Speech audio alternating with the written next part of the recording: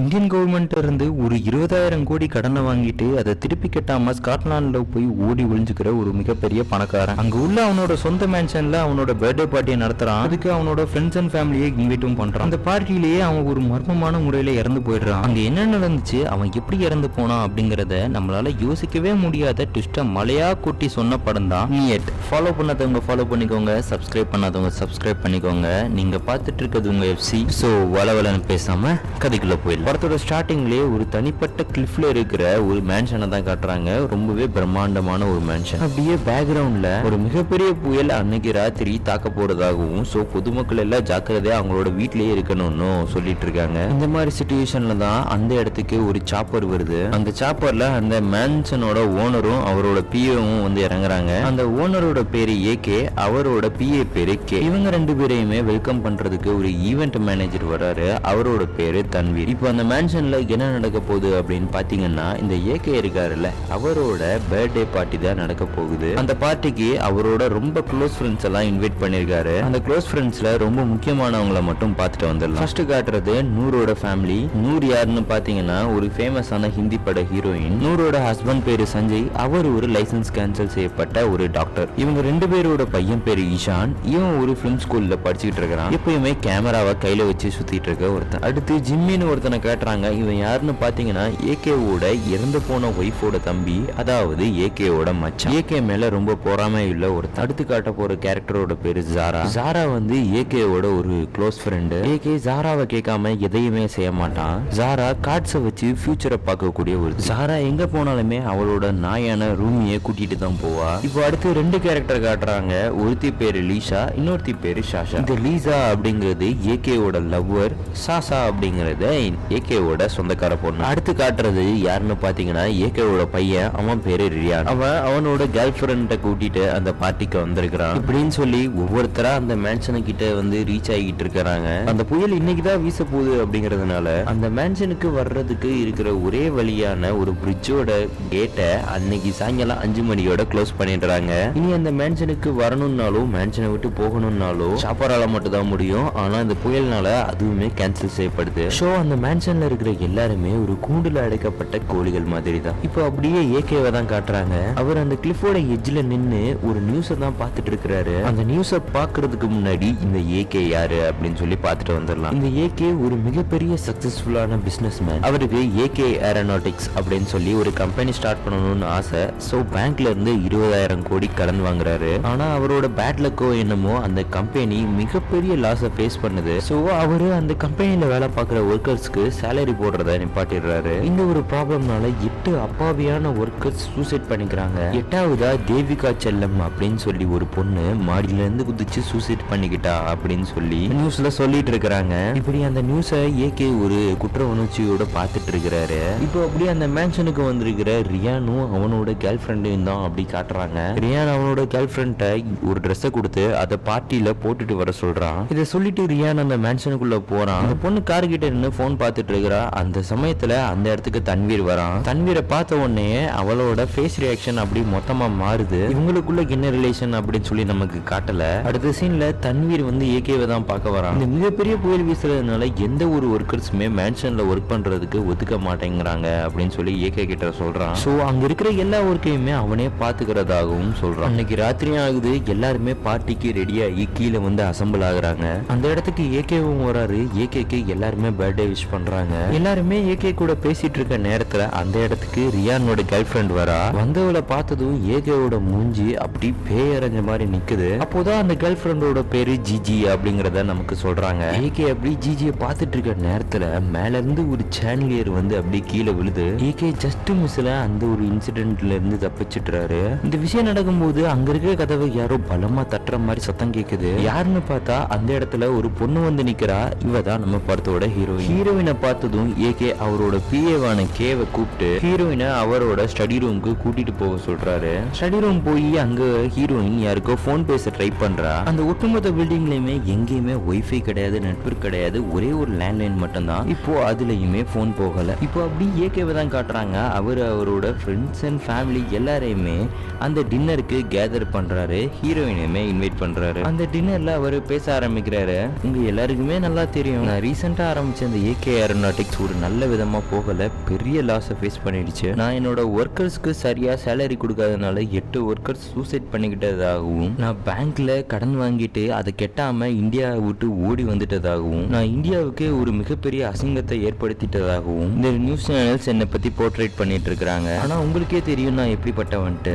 So என்னோட இன்னசென்ஸை prove பண்றதுக்கான ஒரே வழி நான் இந்தியன் கோர்ட்ல சரண்டர் ஆகுறது அண்ட் என்னோட சொத்துக்களை எல்லாத்தையுமே இந்தியன் கவர்மெண்ட் கொடுக்கறது. ஸோ அதுக்காக தான் நம்ம பார்ட்டிக்கு இந்த லேடியை நான் இன்வைட் பண்ணியிருக்கிறேன். இவங்க வேற யாரும் இல்லை, சிபிஐயோட one of the best agent, பேரு மீரா ராவ் அப்படின்னு சொல்லி ஹீரோயினை எல்லாருக்கும் இன்ட்ரோ கொடுக்குறான். இந்த பார்ட்டி முடிஞ்சதும் ஏகே மீரா ராவ் கிட்ட சரண்டர் ஆக போறதாகவும் புயல்னால இது கொஞ்சம் தள்ளி போயிருக்கதாகவும் எல்லாருக்கிட்டையும் சொல்றான். அவனோட அந்த டிசிஷனை கேட்டு எல்லாருமே அவனுக்கு சப்போர்ட் பண்றாங்க. அப்போ அந்த நேரத்துல திடீர்னு பவர் கட் ஆகுது. என்ன ஆச்சுன்னு பார்த்தா இந்த தன்வீர் தான் ஏகேவோட பர்த்டேக்கு ஒரு பெரிய கேக்கை சர்ப்ரைஸா எடுத்துட்டு வந்துட்டு இருக்கான். அதை பார்த்துட்டு எல்லாருமே சந்தோஷமா அந்த கேக்கை வெட்டலாம் அப்படின்னு போகும்போது அந்த மேன்ஷன்ல மொத்த சம்பவம் ஆரம்பிக்குது. இந்த ஜாராவோட நாய் ரூமி இருக்குல்ல, அது இப்போ செத்து போய் கிடக்குது. இந்த டாக்டர் சஞ்சய் வந்து செக் பண்ணி பாக்குறாரு. இந்த பவர் கட் ஆன சமயத்துல அந்த நாய் இந்த ஆல்கஹாலை குடிச்சிருக்கலாம், ஒருவேளை அதனால கூட அது இறந்திருக்கலாம் அப்படிங்கிற மாதிரி டாக்டர் சொல்றாரு. இதை கேட்ட எல்லாருக்குமே மூஞ்சி அப்படியே ஒரு மாதிரி வாடி போய் சோகமா நிக்கிறாங்க.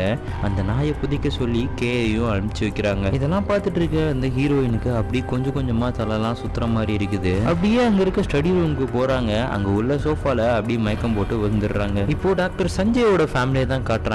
அவரும் நூறும் பேசிட்டு இருக்காங்க. நைட்டு பார்ட்டில ஏகே சொல்லிருப்பாரு இல்லையா, அவரோட சொத்துக்களை எல்லாம் இந்தியன் கவர்மெண்ட்டுக்கு ஒப்படைக்க போறேன் அப்படின்னு சொல்லிட்டு. அவரோட சொத்துக்களை எல்லாம் ஹேண்ட் ஓவர் பண்ணணும்னா ஏகே நூறுக்கும் சஞ்சய்க்கும் வாங்கி கொடுத்த ஒரு பேலஸையும் ஹேண்ட் ஓவர் பண்ணி தான் ஆகணும். இப்போ நூறு சஞ்சய் கிட்ட சொல்றாங்க, கொஞ்சமாவது ஆம்பளை மாதிரி நடந்துக்க சஞ்சய், அந்த பேலஸை தர முடியாது அப்படின்னு சொல்லி ஏகே கிட்ட போய் சொல்லு. நீ இப்படி ஒன்னுத்துக்குமே யூஸ் ஆகாம இருக்கிறதுனால தான் நான் இவ்வளவு கஷ்டப்பட வேண்டியது இருக்கு அப்படின்னு சொல்லி சொல்றாங்க. இதனால கோவத்துல சஞ்சய் அங்கிருந்து போயிடுறான். இப்ப அப்படியே ஜிம்மியையும் ரியானையும் தான் காட்டுறாங்க. ஜிம்மி ரியானை அப்படியே மேனிபுலேட் பண்ணிட்டு இருக்கிறான். கொஞ்சம் நல்லா யோசிச்சு பாரு, அப்பதான் உனக்கு தெரியும் உங்க அப்பா எவ்வளவு பெரிய கேடுகாரன் அப்படின்னு சொல்லி ஜிம்மி ரியானோட மைண்டை சேஞ்ச் பண்ணிட்டு இருக்கிறான். இவங்க எல்லாரும் என்னதான் ஏகேவோட ஃப்ரெண்ட்ஸ் ஃபேமிலியா இருந்தாலும் ஏகே மேல ஒரு பயங்கர வன்மத்தோட தான் இருக்கிறானுங்க. டைம் கிடைச்சா போட்டு தள்ளிடலாங்கிற ஸ்டேஜ்ல இருக்கிறானுங்க. ஒரு பக்கம் ஷாஷாவும் லீஷாவும் ஏகே ஒருவேளை சொத்தை வித்துட்டாருன்னா அவங்க வாழ்றதுக்கு என்ன பண்றது அப்படின்னு சொல்லி ஒரு பயத்திலே இருக்கிறாங்க. சரி, ஃப்ரெண்ட்ஸ் அண்ட் ஃபேமிலி தான் இப்படி இருக்காங்கன்னு பார்த்தா புதுசா வந்த இந்த ஜிஜி பொண்ணுமே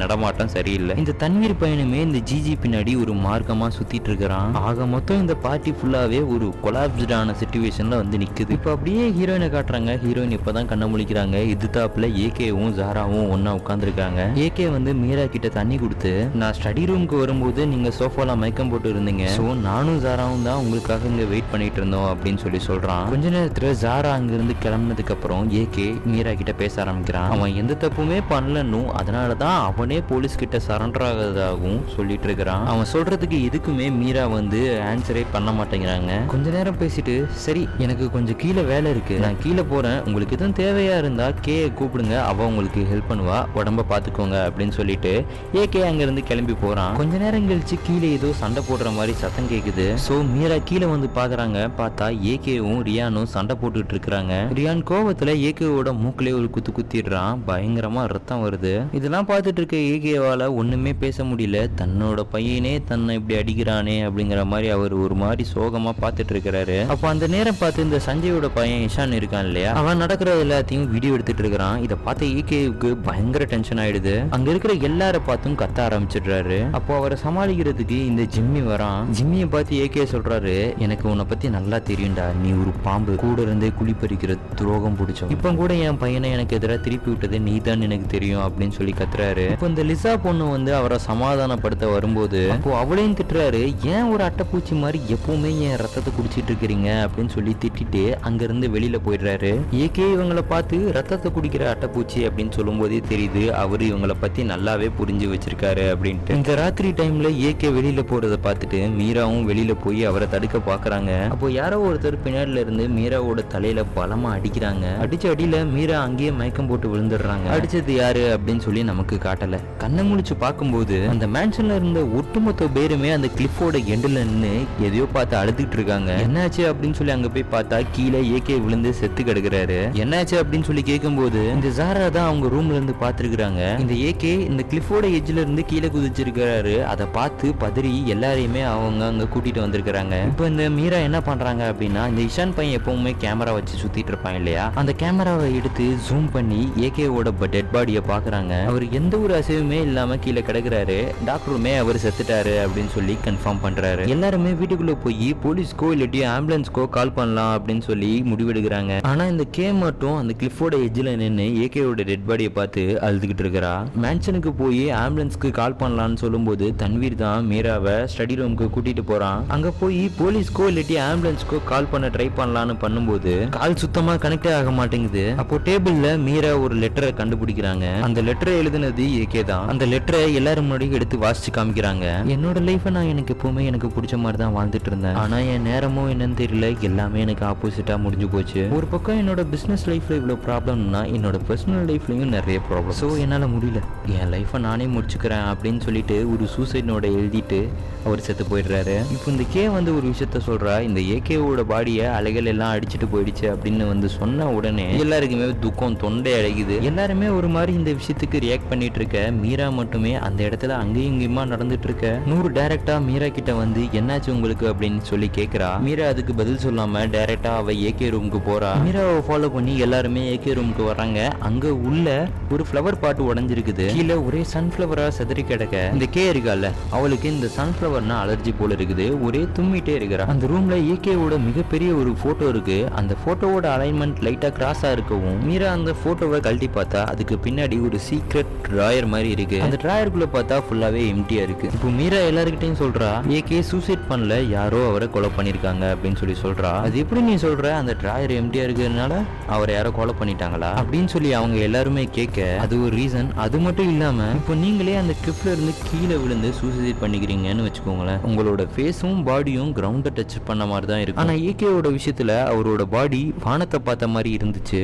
ஸோ அதனால எனக்கு உங்க எல்லார் மேலேயுமே சந்தேகமா இருக்கு. நான் உங்க எல்லாரோட ரூமையும் செக் பண்ண போறேன் அப்படின்னு சொல்லி மீரா சொல்றா. அங்க இருக்கிற ஒவ்வொருத்தர்கிட்டையும் விசாரிக்கும் போது மீராக்கு நிறைய விஷயம் தெரிய வருது. இந்த ஜிம்மி என்னதான் ஏகேவோட மச்சானா இருந்தாலும் அவனுக்கு ஏகே மேல பெரிய பொறாம இருந்திருக்கு. இந்த ஜிம்மியோட அக்கா அவளோட எல்லா சொத்தையுமே ஏகேக்கு கொடுத்தது ஜிம்மிக்கு ஒரு மிகப்பெரிய பொறாமையாவே இருக்கு. இப்போ அப்படியே லீசாவோட ரூமுக்கு வந்தோம்னா, நான் ஏன் ஏகேவை கொலை பண்ண போறேன், அவர் எனக்கு எவ்வளவோ செஞ்சிருக்காரு, அப்புறம் நான் எப்படி அவரை கொலை பண்ணுவேன் அப்படின்னு சொல்லி லீசா சொல்ல, இதெல்லாம் கேட்டுட்டே மீரா லீசாவோட போனை செக் பண்ணி பாக்குறா. போனை செக் பண்ணி பார்த்தா லீசாவை யாரோ பிளாக்மெயில் பண்ணிட்டு இருந்திருக்காங்கன்னு தெரியுது. அடுத்து மீரா சாஷா ரூமுக்கு போறா. அப்போ சாஷா ஒன்னு சொல்றா, நான் ஏன் ஏகே எங்களை கொலை பண்ண போறேன், அவர் தான் எப்பவுமே என் ஸ்கூல் ஃபீஸ் எல்லாம் கெட்டுவாரு, இப்போ கூட இந்த பார்ட்டி முடிஞ்சதும் என் ஸ்கூல் ஃபீஸை எனக்கு தரேன் அப்படிங்கிற மாதிரி சொல்லியிருந்தாரு அப்படின்னு சொல்லி சாஷா சொல்றா. இப்போ அடுத்து மீரா கேவோட ரூமுக்கு தான் போறா. கே மீராட்ட சொல்றா, நான் உங்களுக்கு ஃபுல் சப்போர்ட் பண்றேன், எனக்கு அந்த ஏகேவை கொன்னது மட்டும் யாரு அப்படின்னு சொல்லி கண்டுபிடிச்சு கொடுங்க அப்படின்னு சொல்லி கே சொல்றா. அதுக்கு மீரா எதுவுமே பதில் பேசாம அதுக்கடுத்து ஜாராவோட ரூமுக்கு போறா. ஜாராவோட ரூமை ஃபுல்லா ஹீரோயின் செக் பண்ணி பார்க்கும்போது அங்க நிறைய ரூம் ஃப்ரெஷ்னர் இருக்கிறத பாக்குறாங்க. ஹீரோயின் அங்க இருக்கிற எல்லா பொருளையும் தேடிட்டு இருக்கும்போது ஜாரா என்னெல்லாமோ பேசிட்டு இருக்கிறா. ஜாரா கார்ட்ஸ் மூலியமா ஃபியூச்சரை பாப்பா அப்படின்னு நான் சொல்லியிருக்கேன் இல்லையா, அத மாதிரி ஹீரோயினோட ஃபியூச்சரை பத்தி சொல்லட்டுமா இல்லாட்டி பாஸ்ட பத்தி சொல்லட்டுமா அப்படின்னு சொல்லி ஒவ்வொன்னா கேட்டுட்டு இருக்கிறா. ஹீரோயின் இதுக்கு எதுவுமே பதில் சொல்லாம அவளோட ஒர்க்கை பார்த்துட்டு இருக்கிறா. மீரா அந்த ரூமை விட்டு போறதுக்கு முன்னாடி ஜாரா கிட்ட அந்த சீக்ரெட் டிராயர்ல என்ன இருந்துச்சு அப்படின்னு சொல்லி உங்களுக்கு ஏதாவது தெரியுமா அப்படின்னு சொல்லி கேட்கிறா. அதுக்கு ஜாரா எனக்கு ஒன்றும் தெரியாது அப்படிங்கிற மாதிரி மலுப்புறா. இப்போ மீரா அங்கிருந்து அடுத்து தன்வீரோட ரூமுக்கு போறா. தன்வீரோட ரூம்ல சர்ச் பண்ணிக்கிட்டே தன்வீர்ட்ட கேட்கிறா, இங்க இருக்க ஒர்க்கர்ஸ் எல்லாம் எங்க அப்படின்னு சொல்லி மீரா கேட்கும்போது, முதல் நாளா இன்னைக்கு நைட்டு யாருமே இங்க ஒர்க் பண்ண மாட்டேன் அப்படின்னு சொல்லி சொல்லிட்டாங்க அப்படின்னு சொல்லி சொல்றான். ஓஹோ அப்படியா அப்படின்னு சொல்லிட்டு மீரா அதை கேட்டுட்டு அங்கிருந்து டைரக்டா நூர் அண்ட் சஞ்சயோட ரூமுக்கு வரா. நூரோட ரூம்ல சில மெடிசின்ஸ் எல்லாம் இருக்குது. அதெல்லாம் பார்த்துட்டு இதெல்லாம் என்ன மெடிசின்ஸ் அப்படின்னு சொல்லி மீரா கேட்கிறா. சஞ்சய்க்கு பொட்டாசியம் குறைபாடு இருக்கு, ஸோ அவருக்கு அப்பப்போ பொட்டாசியம் இன்ஜெக்ட் பண்ணணும், அதுக்கான ப்ராப்பர் பிரிஸ்கிரிப்ஷன் எங்க கிட்ட இருக்கு அப்படின்னு சொல்லி நூறு சொல்றா. சரி சொல்லுங்க டாக்டர், உங்களோட சோர்ஸ் ஆஃப் இன்கம் என்ன அப்படின்னு மீரா கேட்கும்போது, எங்க கிட்ட நிறைய சேவிங்ஸ் இருக்கு அண்ட் ப்ராப்பர்ட்டிஸும் இருக்கு அப்படின்னு சொல்லி சஞ்சய் சொல்றான். ப்ராப்பர்ட்டின்னு சொல்லும்போது, ஏகே உங்களுக்கு ஒரு பேலஸ் வாங்கி கொடுத்தாரு, அதையும் இந்தியன் கவர்மெண்ட் கிட்ட நீங்க ஹேண்ட் ஓவர் தானே பண்ணணும் அப்படின்னு சொல்லும்போது அவங்களும் தலையாட்டுறாங்க.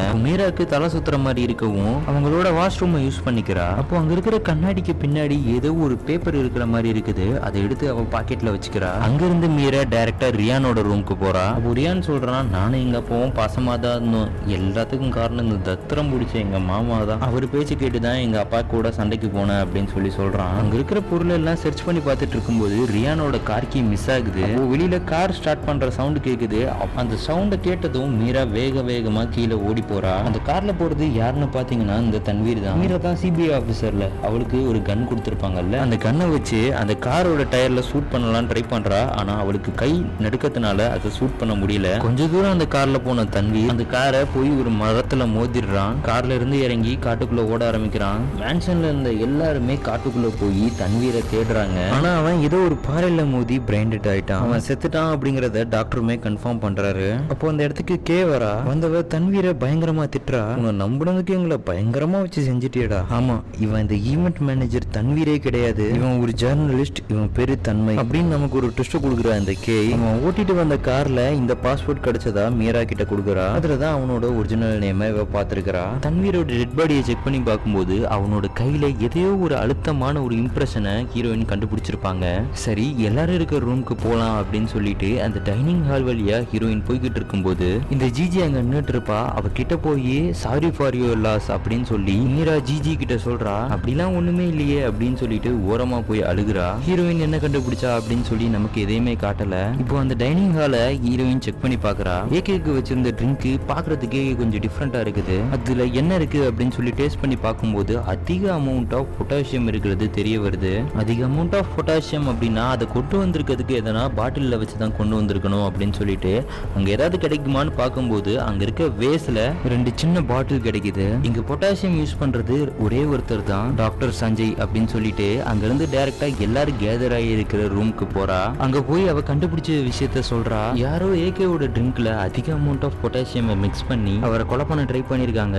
ஆனா அந்த டாக் அதை குடிச்சு அது செத்து போயிடுச்சு. ஒருத்தர் ஒரு குறிப்பிட்ட அளவு மட்டும் தான் பொட்டாசியம் குளோரைடை எடுத்துக்க முடியும். அதுக்கு மேல அவங்க எடுத்துக்கிட்டாங்கன்னா அவங்க இறந்து போறதுக்கு கூட சான்ஸ் இருக்கு. இதெல்லாம் தெரிஞ்சுக்கிட்டு தான் டாக்டர் இந்த வேலையை பார்த்திருக்காரு அப்படின்னு சொல்லி மீரா சொல்ல, இவ்வளவு பேசுறீங்களே, இதுக்கு ஏதாவது ப்ரூஃப் இருக்கா அப்படின்னு சொல்லி நூறு கேக்குறா. அதுக்கு சஞ்சயோட பாத்ரூம் கண்ணாடியில இருந்து ஒரு பேப்பர் எடுத்திருப்பா இல்லையா, அது ஒரு டெஸ்ட் ரிப்போர்ட். இந்த சஞ்சய்க்கு டெஸ்டிகுலர்ல ஒரு கேன்சர் இருக்குது, சோ அவரால் குழந்தை பெற்றுக்க முடியாது. அப்போ இஷான் வந்து சஞ்சயோட பையன் கிடையாது. அப்போ நூறு சொல்றா, இஷான் வந்து சஞ்சயோட பையனும் கிடையாது, ஏகேவோட பையனும் கிடையாது.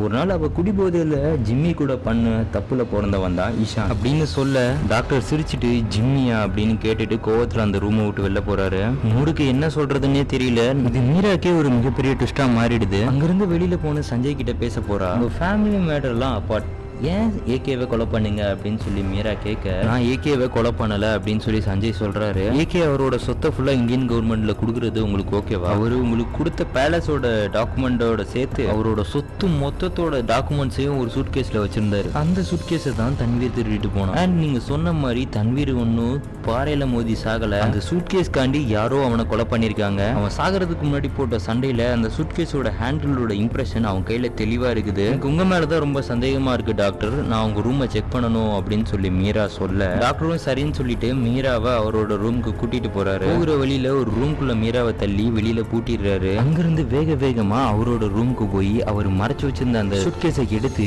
அந்த பத்திரத்தை வெளியில எடுக்கலாம் அப்படின்னு சொல்லி ட்ரை பண்றாரு. ஆனா அவரோட பேட்லுக்கு அவர் காலையே சுத்தி வர அந்த சூட்கேஸ் நம்பர் லாக்கால பூட்டப்பட்டிருக்கு. இவர் அந்த சூட்கேஸை திறக்கிறதுக்கு நம்பர் போட்டு பாக்குறாரு, அப்பவும் திறக்க முடிய மாட்டேங்குது. செவுத்துல போட்டு 4 இடி இடிச்சு பாக்குறாரு, அப்பவும் திறக்க மாட்டேங்குது.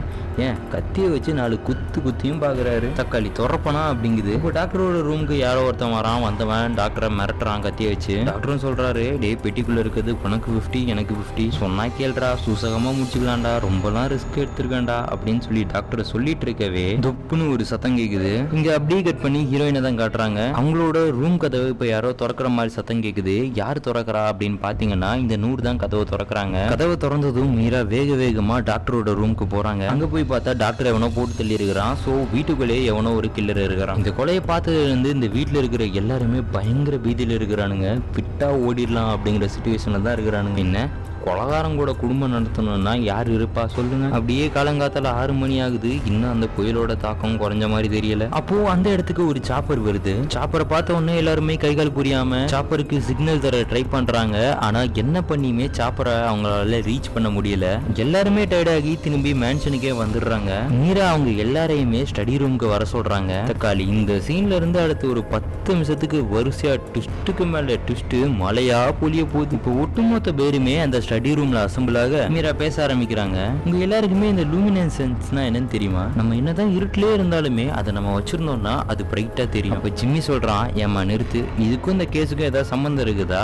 ஏன் இல்லாம உங்க காலில் என்ன போட்டிருக்கிற? ஷூ அப்புறம் டிஸ்கோ சாக்ஸ். அட பாலா போன பைத்தியக்கார பயலே, அது டிஸ்கோ சாக்ஸ் இல்ல, லூமினசன்ஸ் சாக்ஸ். ஏகே செத்து போனாரு அன்னைக்கு, நான் அவரை பார்க்க வெளியில போயிருந்தேன் இல்லையா, அப்போ என் பின்மண்டையில எவனோ ஒருத்தன் பலமா அடிச்சான். நான் மயக்கம் போடுறதுக்கு முன்னாடி யாரோ ஒருத்தன் என் முன்னாடி நீ இப்போ போட்டிருக்கிய அது பேர் என்ன, டிஸ்கோ சாக்ஸ், அதை போட்டு வந்து நின்னா அப்படின்னு மீரா சொல்ல, தக்காளி மொத பலியாடே இந்த ஜிம்மி தான். சோ ஹீரோயினை அன்னைக்கு தலையில அடிச்சது இந்த ஜிம்மி தான். எதுக்கு இதை பண்ணா அப்படிங்கறத இப்ப சொல்றான். ஏகே ஒரு அக்காவை கல்யாணம் பண்ணதுக்கு அப்புறம் அவங்க அக்காவுக்கு கேன்சர் வந்திருக்கும். கேன்சர் வந்த கொஞ்ச நாள்லயே அவங்க அக்கா செத்தும் போயிருப்பாங்க. ஒருவேளை சொத்துக்காக ஏகேவே அவங்க அக்காவை கொலை பண்ணிருப்பாரோ அப்படிங்கிற டவுட் இவனுக்கு ரொம்ப நாளாவே இருந்துட்டு இருந்திருக்கு. இதெல்லாம் போலீஸ் கிட்ட சொல்லி ஏகேவை அரெஸ்ட் பண்ண வைக்கிறதுல இவருக்கு சுத்தமா இன்ட்ரெஸ்ட் இல்ல. ஏன்னா இவர் ஏகேவை லவ் பண்ணிட்டு இருந்திருக்காரு. அண்ட் இவர் ஒரு கே அப்படிங்கிற ஒரு மிகப்பெரிய ட்விஸ்டை இங்க போட்டு உடைக்கிறாரு. அன்னைக்கு ராத்திரி கூட ஏன் போலீஸ் கிட்ட சரண்டர் ஆக போறீங்க அப்படின்னு சொல்லி கேட்கறதுக்காக தான் போனதாகவும் சொல்றான். இதெல்லாம் கேட்டுட்டு இருந்த ரியான் கோவத்துல பட்டார்னு எஞ்சி வரான்.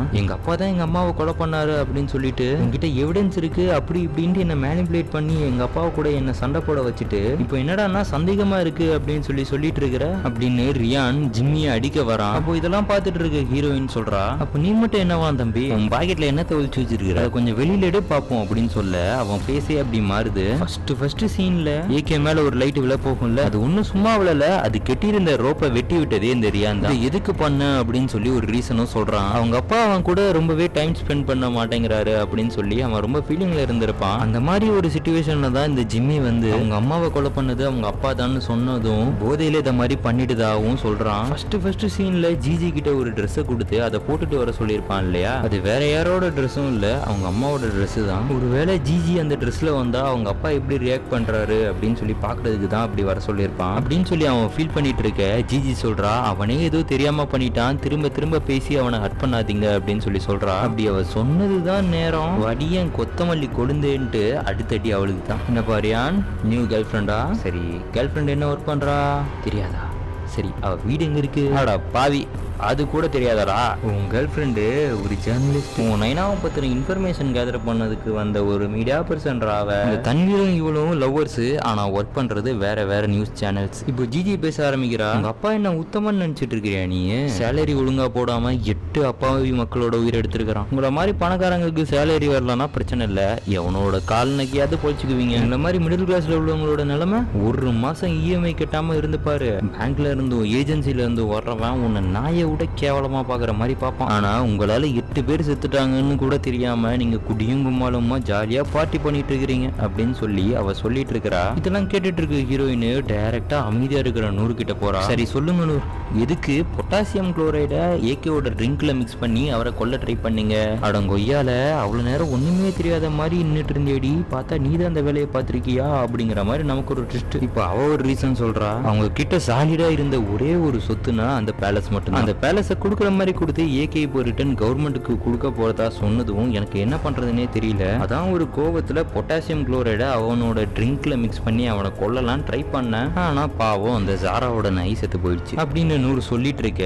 அதெல்லாம் கேட்டுட்டு இருந்த சாஷா இப்ப பேச ஆரம்பிக்கிறா. ஏய் யாரா நீங்க, உங்களுக்கு எல்லாம் இவ்வளோ ஆனா பண்ண எங்க அங்கிளையே போட்டு தரலாம் ட்ரை பண்ணிருக்கிறீங்க நீங்க அப்படின்னு சாஷா சொல்லிட்டு இருக்க. இதெல்லாம் கேட்டுட்டு இருந்த ஹீரோயின் அவகிட்ட வரா. பாருங்களேன் எவ்வளவு நல்ல பொண்ணா இருக்கா, ஆனா என்ன அப்பப்போ போர் அடிச்சா மட்டும் இந்த லீசா பொண்ணை பிளாக்மெயில் பண்றப்பா அப்படின்னு சொன்ன உடனே இந்த சாஷாவோட ஃபேஸ் மாறுது பாருங்க. இந்த லீசாவை இவ்வளோ நாள் பிளாக்மெயில் பண்ணி டார்ச்சர் பண்ணது இந்த சாஷா தான். ஏன் இதை பண்ண அப்படின்னு சொல்லி கேட்டா, ஆமா எங்க அங்கிளுக்கு எனக்கு ஸ்கூல் ஃபீஸ் கட்டுறதுக்கு மட்டும் காசே இல்லை, ஆனா இவளுக்கு மட்டும் வேல்யூபிளான திங்ஸ் வாங்கி கொடுக்கறதுக்கு மட்டும் நிறைய காசு இருக்குது அப்படின்னு சின்ன பொண்ணு சிறுபுள்ளைத்தனமா பேசிட்டு இருக்க. இதெல்லாம் கேட்டுட்டு இருக்க லீசாக்கு பயங்கரமா காண்டாகி கத்துறா அவளை. அப்போ ஹீரோயின் பேசுறாங்க, லீசா இங்க இருக்கிற எல்லாருமே தப்பு பண்ணவங்க தான், யாருமே இங்க தப்பு பண்ணாம இல்ல, நீயும் தப்பு பண்ணிருக்கிற.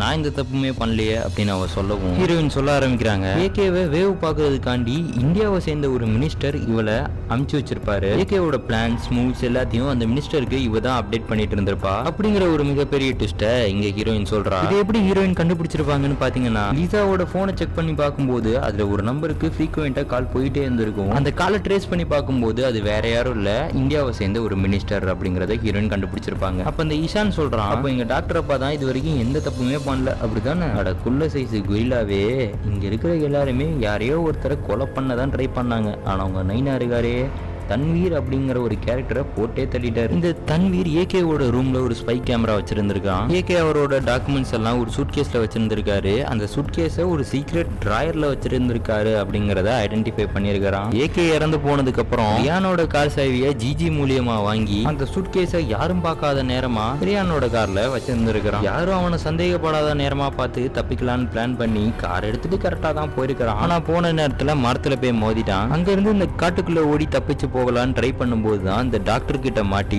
உயிரை விட்டுருப்பான். என்னங்க சொல்றீங்க, அவர்கிட்ட எந்த ஒரு சூட்கேஸுமே இருந்ததா நாங்க யாருமே பார்க்கலையே அப்படின்னு சொல்லி நூறு சொல்லும்போது, அது எப்படி அவர்கிட்ட இருக்கும்?